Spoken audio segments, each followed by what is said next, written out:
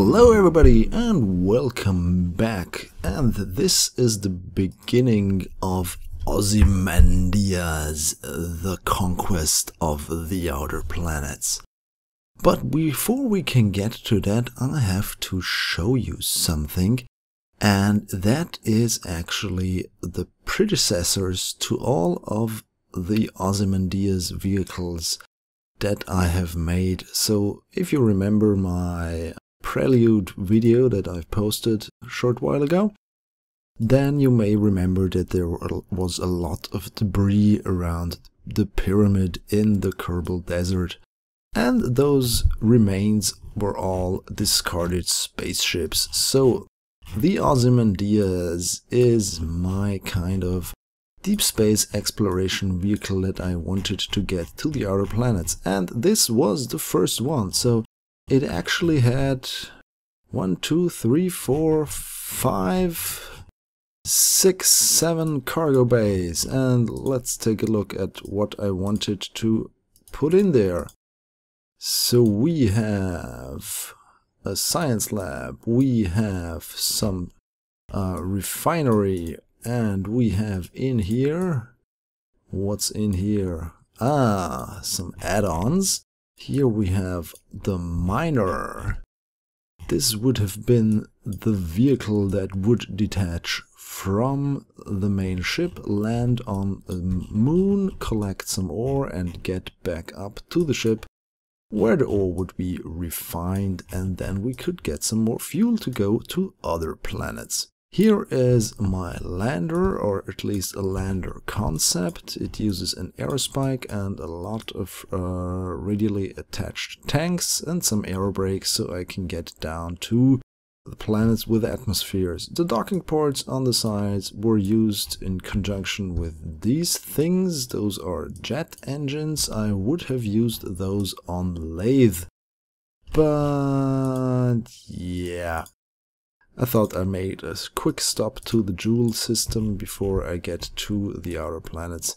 So and this here would have been the resource scanner, so I would know where to drill. Yeah, so this was version 1, and it had a lot of flaws because it was really heavy. The cargo bays were down here, they were pretty much not necessary. It does not have quite the amount of delta we needed. The balance is really off, and also it does not look that good. And if you know me, then you know that looking good is a very, very important piece of the things that I create, because if it does not look good, I will not launch it, at least in my opinion. If it looks good or not, that's entirely up to you. But yeah, so part 2, Ozymandias II. This is it, and you can already see there have been quite some changes. So first of all, I have put the science lab up top. I have put the refineries in the back, attached the engines back there, and also the ore tanks. In here you can see inside the fairings, here are now those jet engine extensions. On the side is still the unmodified drill. Oh well, it is quite modified compared to last time. The drill module and ore excavator module, so to speak. Then here's my lander, and down here you have a small, so to speak, a small tug or some kind of thing like that, with some docking port. And why is there a docking port on the side? Because I wanted to be able to attach this to the drill, so I could use it to grab. I wanted to attach the drill to it, so I could use this to get to an asteroid. So the drill would go from here to here. There you go. And then this entire thing would attach to this ore miner up here so I could get some asteroid ore for my quests to the outer planets, but that proved to be not a very good plan. You can see the lander here. I'm using a service bay to put some chairs in there and some science experiments and some solar panels. Yay!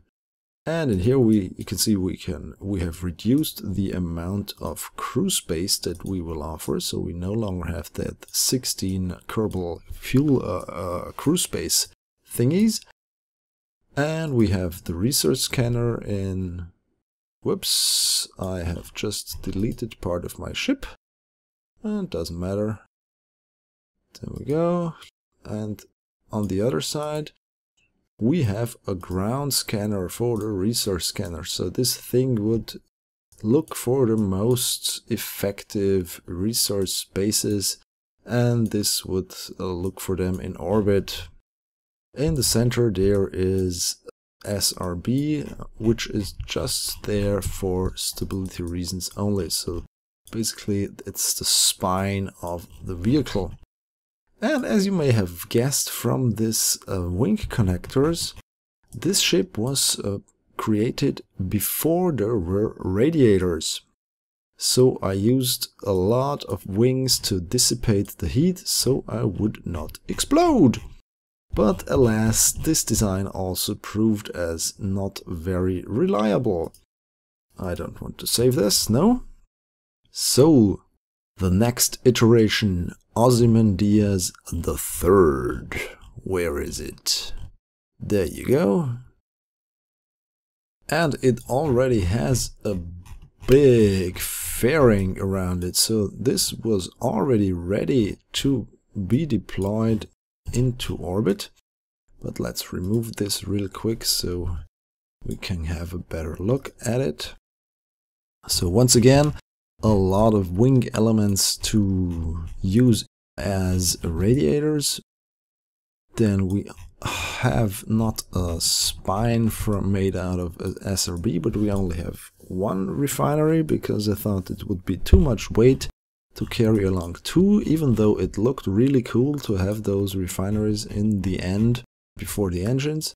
You can see some air brakes. I thought I could use this to air brake around Joule or Sarnus or whatever other planet, and therefore I put air brakes up here so that the amount of atmosphere that would flow around the spaceship would be caught there, and therefore the ship would right itself in the right direction, so I could use the engines to do some more braking. Those cargo bays are here to house the solar panels. There we go. A lot of nuke engines, and once more some other cargo bays. I'm going to open them up real quick. Once again, the resource scanner for the surface and a smaller version of my resource probe that would scan the planets or moons. We have a drill machine that can now grab an asteroid by itself and does not need an attachment. It has a drill, and it should also have, on the other side, you can see it here, a seat, so I can put the engineer in there, and the engineer would enable me to get more efficient mining operation. This is, so to speak, the new and improved universal landing machine that I have designed, but still not improved enough, I'm afraid, because there were still some problems with it. So yeah, this was Ozymandias III, and I tried aerobraking this around the Joule using HyperEdit, and let's just say it did not end well. So there was another one. But honestly, the other one was just, well, it was almost the same as the third. The only, well, those are some interesting strut connections. The only difference is that I put the air brakes in the back, and I put some radiators around the engine clusters because now there were radiators since this is already 104. So there we go. We have the lander, we have the miner, and yeah. So this was version 4, but I was still not really happy, also because there were some torque issues when accelerating. It would spin around and out of control. Yeah, so still another failure. So after 4, what comes next? Of course, 5. Ozymandias V. And this is it. You can see it's a bit more compact. I've put the ore tanks on the back. I gave up my plan of area braking around a big planet and put the solar panels back here. I have some cargo bays again, another version of the lander, this time with an aerospike engine and a lot of fuel tanks placed in a radial pattern around it. Then we have our drill machine that would be used to get the ore up to the ship, and once more the scanner back here, and also a surface probe, which now does not have any wheels but is just a really tiny spacecraft. You can see the radiators here on the back. Can I extend them here? No, I can't. So yeah, this was it. This was the Ozymandias V. But it was still plagued with some problems, and I was not really happy with it because it was a really complicated design, you know. There were these probes, and you can see this grabbing unit for whatever reason I would have used that. And yeah, I was not really happy with it and how it turned out. So this is Ozymandias V. So another one had to be made, and this was Ozymandias VI. And Ozymandias VI was a complete departure from the previous designs, and as you can see here, it was designed to land itself. So, since a lot of the moons of the outer planets have very low gravity, it would be possible to land a big ship there with relative ease. So I designed this entire thing to get into orbit, into polar orbit around a moon, for instance Hale or Ovok, and then of course land there using the Thud radial engines, and then drill the hell out of it and yeah, grab some ore and then refill everything with fuel. So we only have one crew compartment in there and one small ore tank, and this ore tank is merely here to provide some sort of, well, so to speak, caching mechanism so that while the drills are working, there is some place to store the ore while the converters do their thing. Up here we have some antenna, and of course docking port and science lab, and of course the lander. Yeah, and also this thing here on top of the lander, the entire thing from docking port to remote guidance unit to here, to this another docking port, this is a really small space tug. So the idea was that I would not need any RCS thrusters on top of the lander. They're only down here. You can see them through the round 8 tank, and I would use that tug to get it out of the cargo bay and get it back in once we would have a rendezvous after the landing. So some more cargo bays. What's in those?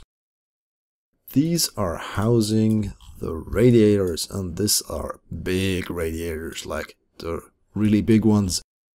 And we also have some solar panels, which are basically only useful until you get to the outer planets, because yeah, once you're there, the inverse square law takes place and takes hold, and you don't really have any real solar power left.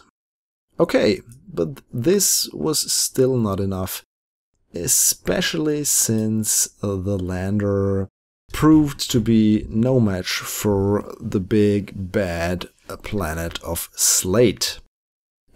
Slate is, yeah, well, in my simulations, and simulations I mean hyper editing this thing to the planet I want to land on, but I did not use Slate itself. I used Tylo as a proving ground. I've not been to the outer planets yet, not once. So I used Tylo as a reference because Slate is very similar to Tylo.